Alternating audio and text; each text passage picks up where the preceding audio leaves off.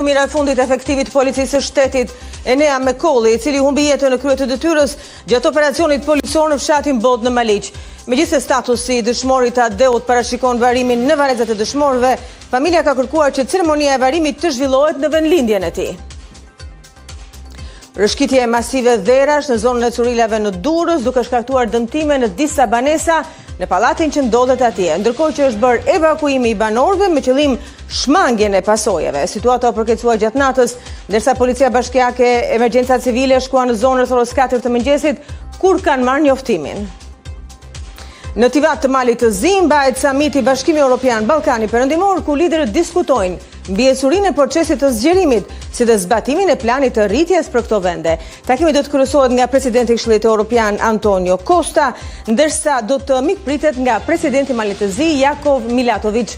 Në samit marrin pjesë edhe presidenti e Komisionit Evropian Ursula von der Leyen, si dhe përfaqësuesja e lartë e Bashkimit Evropian për politikën e jashtme dhe sigurinë Kaja Kallas. Zelenski shkruan letër të hapur Putinit duke i kërkuar një takim për të mbyllur luftën. Presidenti rus cakton vendin për një ballafaqim në bazën ushtarake amerikane në Alask dhe shprehet gati për të firmosur paqen.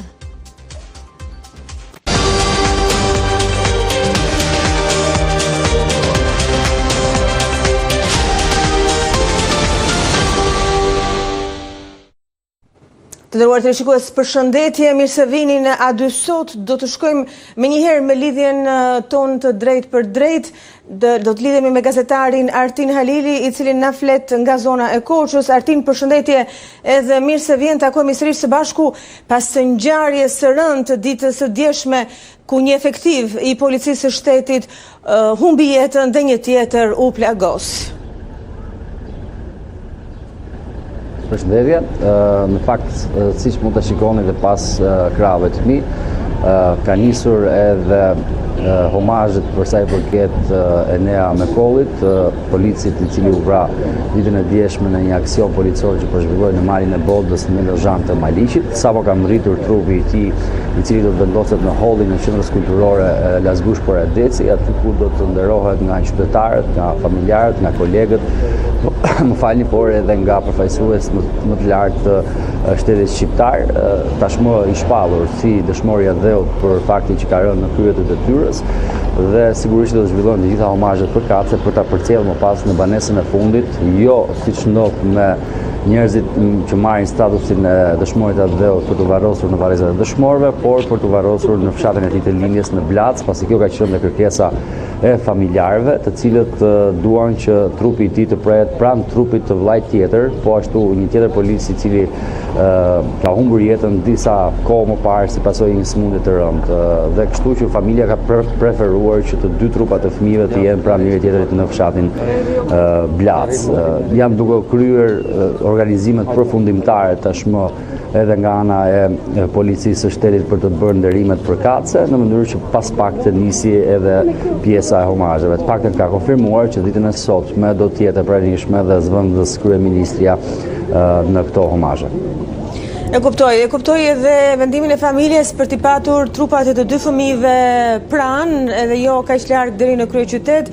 Besoj se i gjithë opinioni publik është i tronditur, bashkëtarët e tij apo edhe punojësit e tjerë të policisë, ndërkohë që në këto momente me njëherë mbas shpinës tënde ne shohim që arkivoli po merret nga kolegët e tij për të futur drejt të qendrës kulturore ku do të zhvillohen dhe homazhet.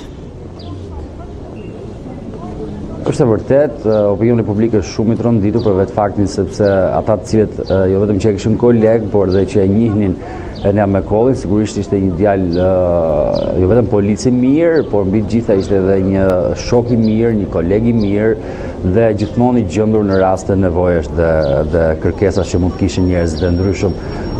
Akoma më e rëndë bëhet situata sepse unë përmenda pak më përpara që disa muaj më parë familja ka humbur si pasojë një sëmundje të rëndë djalin tjetër. Dhe tashmë vjen një tjetër humbje shumë e madhe, e cila ndodhi pikërisht në ngjarjen e ditës së djeshme. Megjithatë, mbi gjithë atë se çfarë ka ndodhur edhe nga deklaratat që janë bërë ditën e djeshme nga zyrtarët më të lartë shtetëror në lidhje me aksionin, me ngjarjen, sigurisht që kjo gjë nuk mund ta kthej më pas Enea Mekollin, ndaj edhe sot kam takuar shumë kolegë të tij edhe miq dhe të afërm që sigurisht janë shumë të dëshpëruar për këtë humbje të madhe. Ai ishte vetëm 34 vjeç, kishte diku tek 10 vjet si pjesë e forcave të policisë së shtetit, ka qenë më parë ka shërbyer si efektiv i policisë rrugore dhe prej disa kohësh tashmë kishte kaluar me forcat shqiponja. Dhe sigurisht ka lënë pas një bashkëshorte dhe 2 fëmijë të vegjël, të cilët sigurisht do të kenë nevojë për kujdesjen jo vetëm familjarëve, vetëm shoqërisë, por edhe të shtetit në këtë rast, sepse realisht edhe Enea që humbi jetën, por edhe polici tjetër, Adri, është babai një fëmije të vogël 6 muajsh dhe që shpresojmë që ta kalojë sa më shpejt situatën, edhe pse zona ku ka marrë plumin sigurisht që është e vështirë, por të paktën nga komunikimet e fundit kemi pasur na është thënë që ka kaluar me sukses operacionin, është në gjendje të rëndë por stabil për sa i përket shëndetit.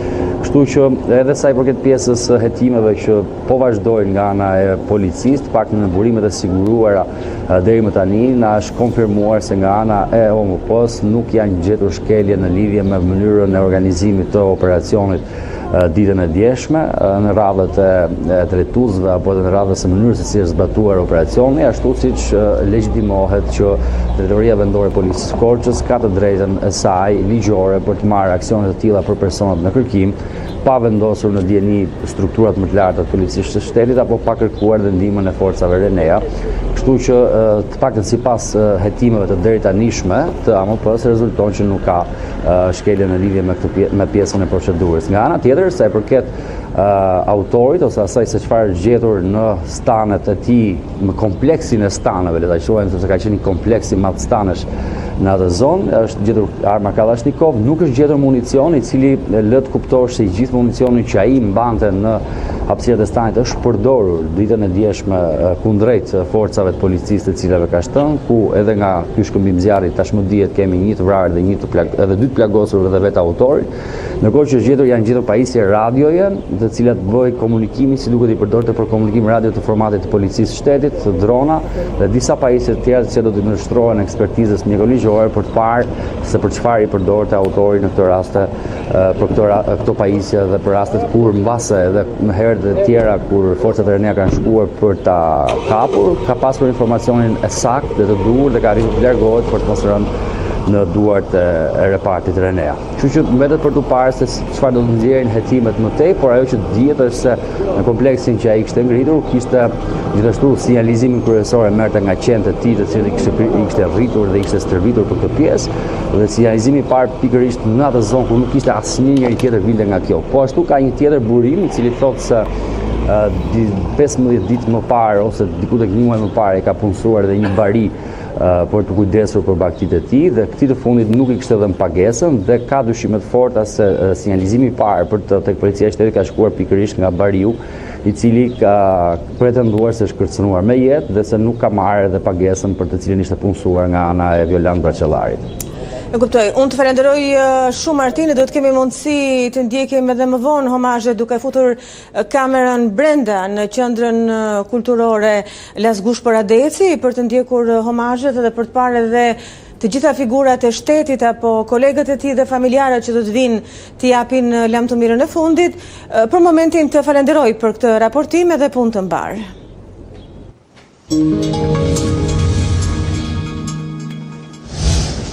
Të nderuar teleshikues, ne kemi përcjell kështu gazetarin tonë Ertin Alili, i cili na raportoi nga Pogradecia, aty ku dhe po kryen edhe homazhet për përcjelljen në banesën e fundit të efektivit i cili humbi jetën ditën e djeshme gjatë një operacioni policor për kapjen e një personi të shumë kërkuar, i cili në fakt prej vitesh kërkohej nga policia për disa krime, ndërkohë që tashmë do të kalojmë në një tjetër lidhje të drejtpërdrejtë. Kësaj here shkojmë në qytetin e Durrësit, aty ku na pret gazetarja jon, Eli Tjona Doko, do të flasim me të për problemet e rrëshqitjes së tokës në zonën e Curilave. Nuk është hera e parë, Eli Tjona, që ne flasim për këtë problem, duket se kjo zonë vazhdimisht rikthehet në skenë për të folur për rrëshqitjet e tokës, për mungesën e stabilitetit të vet.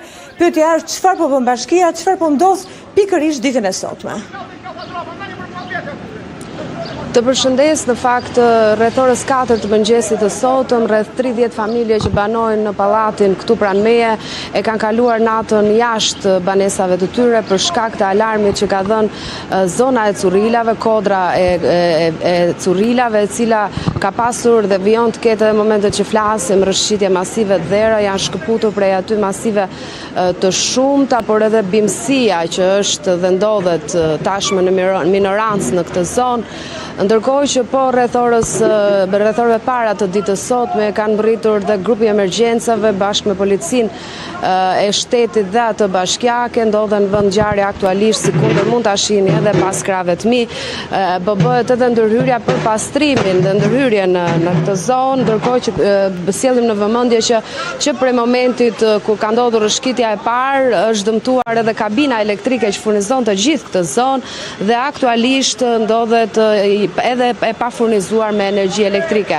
Nga komunikimi që kemi mundur të bëjmë qoftë me banorët apo bizneset e shumta që operojnë në këtë zonë, janë restorante, janë subjekte të ndryshme të cilat operojnë, sigurisht kanë pësuar dëmtime të shumta dhe disa prej pemëve kanë hyrë brenda në këto ambiente. Është restoranti pak metra më tutje që unë kam mundur të realizoj dhe video brenda këtyre ambienteve, paçka se është një situatë e rrezikshme edhe në momentin që flasim edhe hyrja në këto ambiente apo dhe filmim pasisht duket me sy të lirë fakti që agravon dhe vijon edhe shkëputja e masivit të dheut në këtë zonë.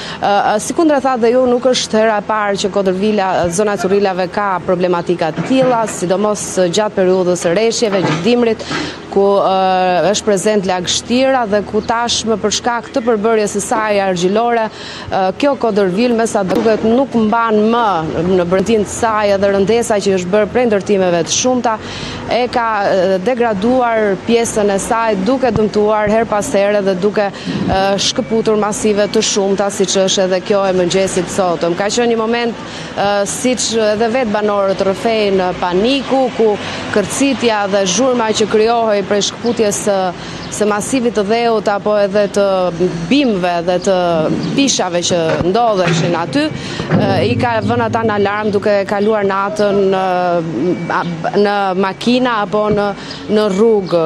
Ka qenë instancat shtetërore të cilat kanë ndërhyrë dhe kanë marrë njoftimin për të ndërhyrë, duke bërë largimin e banorëve, por edhe mos lejimin e tyre për të hyrë deri në një moment që të ketë një siguri më të madhe dhe një stabilitet të kësaj zone.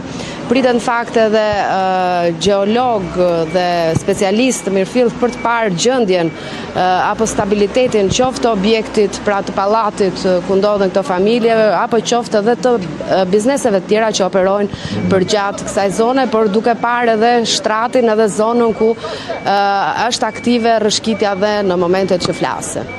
Elitiona, unë të falenderoj, do të vazhdosh të na mbash në dieni dhe të updateuar në lidhje me zhvillimet në zonën e Currilave në Bashkinë e Durrësit dhe mënyra se si do të zgjidhet kjo nga punonësit bashkiak. Punë të mbarë. Të nderuar televizionistë, jemi shkëputur kështu nga gazetara jon Elitiona Doko. Vazhdojmë me informacione të tjera këtu në A2 sot. Udhëheqësit e Bashkimit Evropian dhe ata të Ballkanit Perëndimor janë mbledhur të premte në Maltëzi për samitin e nivelit të lartë, në fokus të cilit pritet të jetë zgjerimi i bllokut evropian. Samiti po mbahet në Tivat, një qytet bregdetar në Maltëzi, ku po marrin pjesë udhëheqës të rëndësishëm evropiane dhe zyrtar nga vendet kandidate. Bashkimi Evropian pritet të shqyrtojë strategji të reja gjatë këtij samiti për ta përshpejtuar procesin e antarësimit për 6 vendet kandidate të Ballkanit Perëndimor. Sipas presidentit të Këshillit Evropian Antonio Costa, i cili zhvilloi një turne në këto vende këtë javë për t'i paraprirë samitit. Mira qytetarë protestuan për të 15 ditë radhazi përpara kryeministrisë, duke kërkuar dorëheqjen e kryeministrit, anullimin e investimit në Zvërnec dhe shfuqizimin e ndryshimeve në ligjin për zonat e mbrojtura. Protesta u zhvillua edhe në Vlorë, në Fier, në Durrës, ndërsa organizatorët kanë njoftuar vazhdimin e tubimeve në ditët në vijim.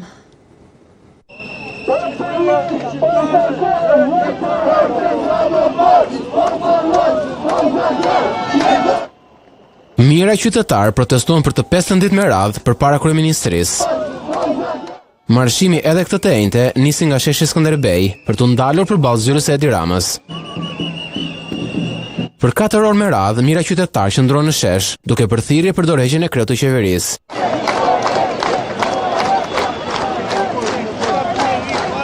Protestuesit shpalosën edhe 5 kërkesat që kanë për qeverinë, ku nuk pranojnë dialog me Ramën, por largimin e tij. Ata po ashtu kërkojnë edhe anulimin e investimit në Zvërnec, si dhe shfuqizimin e ndryshimeve ligjore të bëra së fundmi në ligjin për zonat e mbrojtura. Por protest nuk ishte vetëm në Tiranë. Qindra qytetarë u mblodhen në sheshet kryesore të qyteteve, edhe në Vlorë, Fier dhe Durrës. Nga organizatorët është njoftuar se tubimi do të vijojë edhe gjatë ditëve të tjera, ku kanë bërë thirrje që të bashkohen në sheshin para kryeministrisë.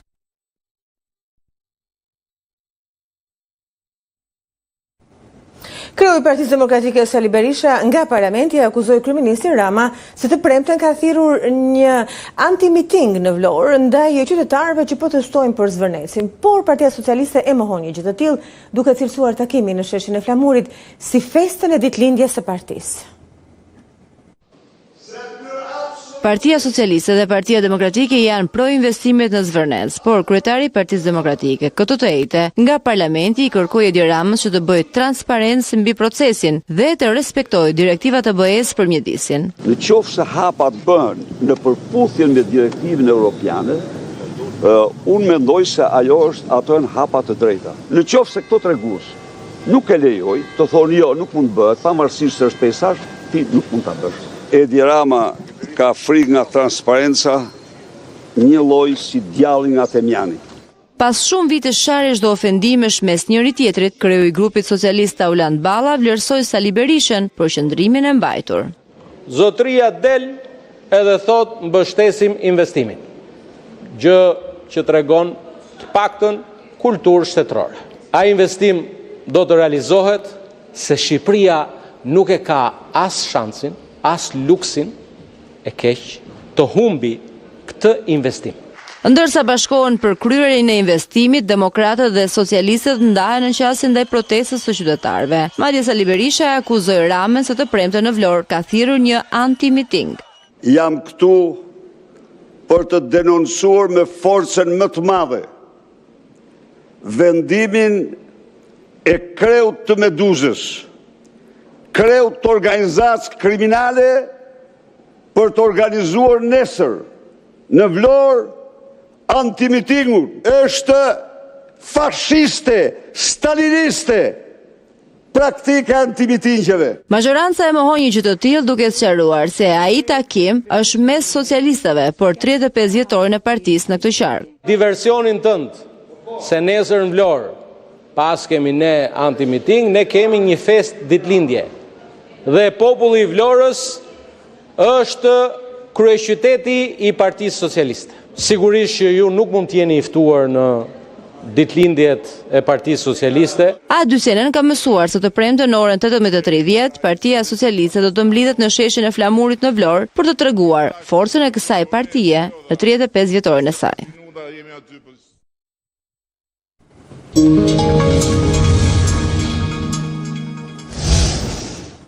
Komiteti për marrëdhëniet me jashtë në Senatin Amerikan i ka dhënë dritën njëshile kandidaturës general lejtnant në pension Erik Vend për postin e ambasadorit të ri të SBA-ve në Shqipëri me 19 vota pro dhe 3 kundër. Pasi mori këtë miratim kyç, emri i tij tashmë pret të votimin final në seancën plenare të Senatit. Vend ka një karrierë të pasur ushtarake për 34 vitesh në operacionet speciale dhe ka shërbyer më parë si komandant i shtabit të operacioneve speciale të NATO-s, ku ka bashkëpunuar direkt me ushtarakët shqiptar. Përveç eksperiencës në Evropë dhe Afganistan, ai ka shërbyer edhe në departamentin e shtetit si koordinator sigurie në Jeruzalem. Përvoja e tij e gjatë në lidership edhe njohja e rajonit konsiderohen si asete të rëndësishme për forcimin e marrëdhënieve dypalshe Washington-Tiranë. Që prej largimit të Yuri Kim në vitin 2023, Shqipëria nuk ka patur një ambasador të emëruar nga SBA, por vetëm të deleguar.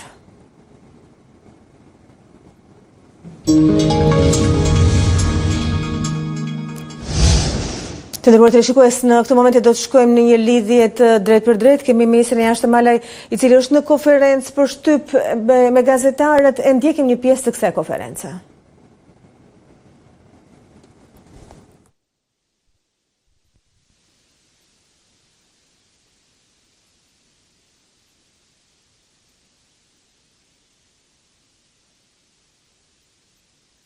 Duke të nderuar teleshikues se kemi një problem me lidhjen teknike, do të tentojmë sërish të lidhemi me konferencën për shtyp të ministrit Malaj për të dëgjuar atë në komunikimin me gazetarët, por për momentin kalojmë në një material tjetër informativ dhe më pas vazhdojmë me lidhjen sa Pajoti jetë gati. Biznesmeni Pollum Gjoka, i arrestuar 3 vjet më parë, mohoi të njëjtën çdo akuzë që e lidh me vrasjen e Gjindojit dhe përgatitjen e kushteve për vrasjen e të tjerëve. Në gjykimin e një prej fraksioneve të dosjes Metamorfoza, Gjoka sa se nuk ishte qenë përdorues i Sky ECC dhe se akuza ndaj tij ishte ndërtuar mbi thashë theme. Biznesmeni Pollum Gjoka foli për herë të parë publikisht në Inten për akuzat e ngritura nga SPAK ndaj tij në një nga fraksionet e dosjes Metamorfoza në gjykatën e posaçme, ku gjykohet me kohë të shkurtuar. Gjoka mohoi kategorikisht çdo akuzë të ngritur. Ai tha se po qëndronte prej 3 vitesh në paraburgim pas një provë, por vetëm mbi thashë theme të Sky ICC. Unë de facto jam dënuar, i tha Gjoka treshës gjykuese, se më është bërë një gjyq publik. Çfarë nuk kam dëgjuar për veten time? Më kanë akuzuar për trafik, për vrasje, çfarë epitetesh nuk kam dëgjuar? Duke ju referuar prokurorit në sallën e gjyqit, Gjoka tha se këta po i detyrojnë njerëzit të bëhen kriminal. Prokurorët e dinë që janë gabim, vijoi ai, por vazhdojnë të mendojnë të njëjtën gjë. Në hasmëri më kanë futur, ekonominë ma kanë bllokuar. I pandehuri tha se nuk ishte qenë asnjëherë përdorrues i aplikacionit Sky. Po ta zëm një moment se kam qenë, tha ai, por si është bërë identifikimi, nuk ka asnjë provë shkencore për këtë. Në vijim Gjoka mohoi çdo akuzë që lidh emrin e tij me vrasjen e Gjindojit, me korrupsionin në sistemin e drejtësisë, apo me përgatitjen e kushteve për vrasjen e Genci Tafilit, Ibrahim Licit, Dorian Dulit e Kleanthi Musabelli, e po ashtu të armbajtjes Paleje. I pandehuri sfidoi prokurorët e SPAK të gjenin një komunikim mes kodit që e kanë identifikuar si të tijin dhe kodeve Sky të pretenduara si të përdorura nga Behar Bajri e Ervis Martinaj, ku të fliste për ngjarje kriminale. Nëse ka një bisedë të tillë, unë pranoj çdo lloj akuze, përfundoi Gjoka. Më herët në këtë gjykim, SPAK ka kërkuar deklarimin fajtor të Pollum Gjokës dhe dënimin e tij me 14 vite burg, dënim që ulet me 1/3 për shkak të gjykimit të shkurtuar.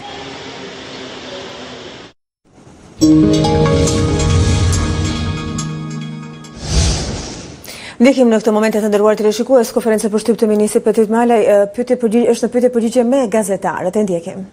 Me Institutin e Sigurimeve Shoqërore dhe Shëndetësore. Për sa i përket pyetjes së dytë që lidheshte me pjesën e fermerëve, nga dhënat më të fundit që kemi nga Drejtoria e Përgjithshme e Tatimeve, kemi vërejtur që ka një rritje të numrit të faturave të lëshuara nga përpunuesit apo grumbulluesit drejt fermerëve me NIP, ka një rritje me mbi 23%. Sipas informacionit që kemi marrë nga Drejtoria e Përgjithshme e Tatimeve, deri në këtë moment që flasim, shuma potenciale për të kompensuar drejt fermerëve me NIP arrin në masën 6 deri në 6.5 milion euro. Megjithatë, ky është një proces në vazhdimsi, i cili do të zgjasë deri në fund të muajit qershor dhe pastaj do të kemi edhe shifrat më eksakte se kush është vlera eksakte që do të kompensohet drejt për drejt në llogaritë e fermerëve. Faleminderit. Mimoza Ibra nga Vision Plus. Zoti Ministër, debati i ditëve të fundit është detyrimi i disa bizneseve për të instaluar pajisje POS. Është shkaktuar një zhurmë ditëve të fundit për shkak të këtij detyrimi, kur një pjesë e bizneseve shprehen se nuk janë gati për të përshtatur me instalimin e POS-eve. Sa është periudha tranzitore që do të lihet në dispozicion për të instaluar dhe keni të dhëna se sa aktualisht kemi të instaluara pajisje të tilla? Për sa i përket periudhave tranzitore, ligji nuk parashikon periudha tranzitore për ato kategori të cilat kanë pasur detyrimin që deri në fund të muajit qershor të bëjnë instalimin e pajisjeve POS, e kanë këtë detyrim dhe duhet i përgjigjen këtij detyrimi ligjor. Për momentin nuk po diskutojmë nëse do të bëjmë ndonjë periudhë tranzitore apo do të ketë ndonjë lehtësi në aspektin e datës së përcaktuar. Megjithatë, kjo është një çështje që këto shqetësime do të përcillen Ministrisë Financave, do të bëjmë një vlerësim të këtyre shqetësimeve dhe do të shohim se çfarë masash poteshme do të marrim. Për sa i përket numrit të instaluar deri më tani, unë nuk e kam këtë shifër këtu përpara meje, por mund ta ndaj me ju pas konferencës.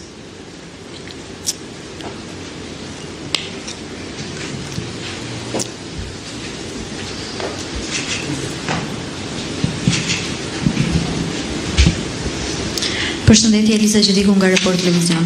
Zoti Ministër, ditën e sotme mbyllet edhe afati që kanë bizneset për të aplikuar për marrëveshjen e paqes fiskale. Kemi ndonjë rezultat aktual nëse ka pasur interes nga bizneset për të futur në këtë regjim, pra në regjimin e paqes? Së dyti, tek procesi i rivlerësimit, ku jemi me caktimin e referencave të reja për bashkitë e tjera të vendit veç Tiranës? Faleminderit. Deadline për shprehjen e interesit për të përfshirë në procesin e paqes fiskale nuk ka përfunduar ende. Në fund të ditës së sotme do të marrim informacionin nga Drejtoria e Përgjithshme të Tatimeve se sa është numri i subjekteve të cilat janë regjistruar për të përfituar nga skema e paqes fiskale. Për sa i përket pyetjes tuaj të dytë, pyetja juaj e dytë në lidhje me referencat, mund t'ju them që grupi punës është ende duke punuar. Procesi është më kompleks nga sa e parashikojmë, pasi është një proces që përfshin edhe bashkitë. Ka një diskutim intensiv me grupin e punës dhe besoj që në momentin që do të kemi gati këto çmime reference, do t'i ndajmë me ju. Megjithatë, më duhet të them që ky proces nuk e pengon procesin e rivlerësimit, sepse nëse ka individë të cilët duan të bëjnë rivlerësimin e pronës, edhe në ato zona ku nuk kanë dalë ende çmimet e referencës, ata mund ta bëjnë me një vlerësues privat, ku ju përcaktohet çmimi i pronës.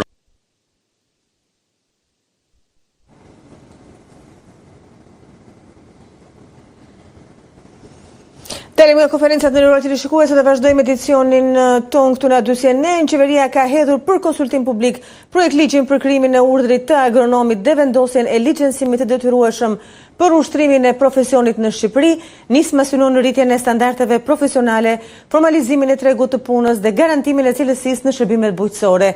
Për vitin e parë të funksionimit të strukturës së re, parashikohet financim nga buxheti i shtetit në vlerën mbi 42 milion lekë. Ashtu si mjekët, avokatët apo inxhinierët edhe agronomët do të kenë së shpejti urdhrin e tyre profesional. Një projekt ligji i ri i qeverisë parashikon krimin e urdhrit të agronomit dhe licencimin e detyrueshëm të profesionistëve që veprojnë në këtë fushë. Mungesa e rregullimit institucional të profesionit të agronomit ka krijuar një boshllëk në cilësinë e shërbimeve bujqësore, në besueshmërinë e ekspertizës profesionale dhe në mbrojtjen e interesit publik në fushat jetike të sigurisë ushqimore, menaxhimit të tokës dhe mbrojtjes së mjedisit. Me projektligjin e ri të hedhur për konsultim publik, qeveria synon të vendosë standarde të reja profesionale duke bërë të detyrueshëm antarësimin në urdhrin e agronomit për ushtrimin e këtij profesioni. Projektligji për urdhrin e agronomit paraqet zgjidhjen ligjore dhe institucionale për këtë situatë, duke propozuar krijimin e urdhrit të agronomit si një ent publik vetrregullues profesional. Ky relacion analizon në mënyrë të hollësishme nevojën, domosdoshmërinë dhe arsyetimin e plot ligjor, institucional, social dhe ekonomik të kësaj nisme. Rritja e profesionalizmit, formalizimi i tregut punës dhe garantimi i shërbimit më të cilësor në bujqësi janë disa nga objektivat e nismës së re ligjore. Rregullimi i ushtrimit të profesionit të agronomit dhe i profesioneve të lidhura përmes një kuadri ligjor të unifikuar, antarësimit në urdhrin e agronomit dhe regjistrimin në regjistra të posaçëm në funksion të mbrojtjes së interesit publik, garantimi i cilësisë, përgjegjësisë dhe etikës profesionale, mbrojtja e interesit publik në fushat e bujqësisë, mjedisit dhe ushqimit, parafrimi i kuadrit ligjor shqiptar me praktikat dhe standardet evropiane për profesionet e rregulluara. Duke qenë se projektligji parashikon financim nga buxheti i shtetit për vitin e parë të funksionimit të urdhrit të agronomit, nevoja totale financiare përllogaritet në mbi 42 milion lekë.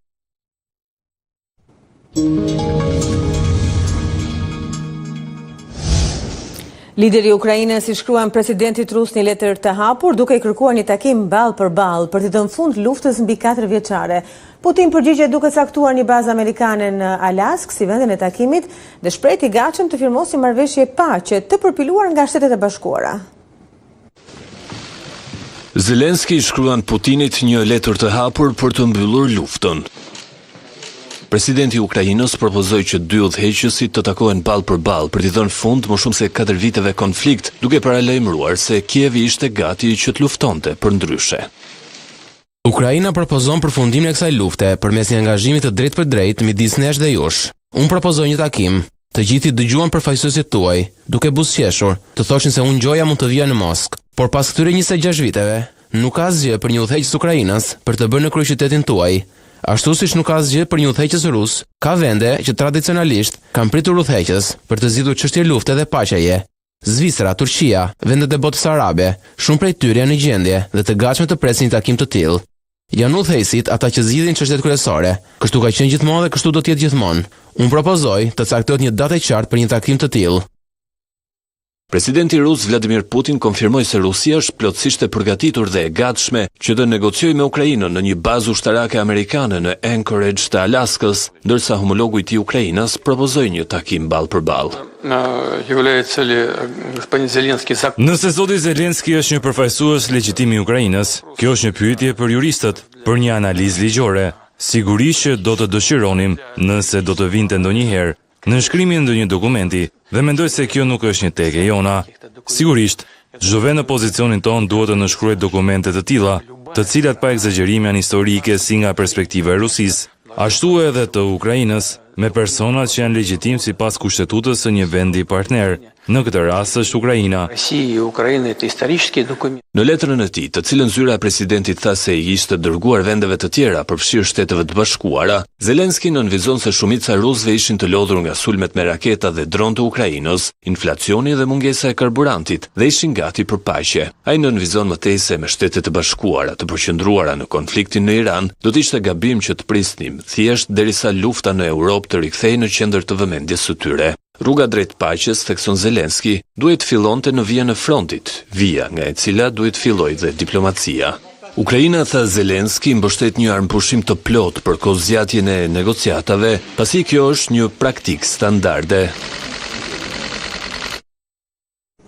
Presidenti i Kinës Xi Jinping do të zhvillojë javën e ardhshme një vizitë zyrtare në Korenë e Veriut me ftesë të liderit Kim Jong-un, duke shënuar udhëtimin e tij të parë në Pyongyang prej gati 7 vitesh. Vizita do të zhvillohet në 8 dhe në 9 qershor dhe vjen pak javë pasi Xi pyeti në Pekin presidentin amerikan Donald Trump dhe presidentin rus Vladimir Putin. Kina mbetet aleati kryesor politik dhe ekonomik i Koresë së Veriut, e cila përballet me sanksione të ashpra ndërkombëtare për programin e saj bërthamor. Analistët besojnë se Kim Jong-un do të kërkojë forcimin e bashkëpunimit ekonomik me Pekinin, rritjen e tregtisë dhe më shumë turistë kinezë. Vizita zhvillohet gjithashtu në një kohë kur Pyongyang po thellon lidhjet me Rusinë dhe vazhdon të refuzojë çdo afrim me Korenë e Jugut. Një ditë më parë diktatori vizitoi një central bërthamor dhe urdhëroi vendin që të rrisë prodhimin e komponentëve atomik dhe të bombave bërthamore.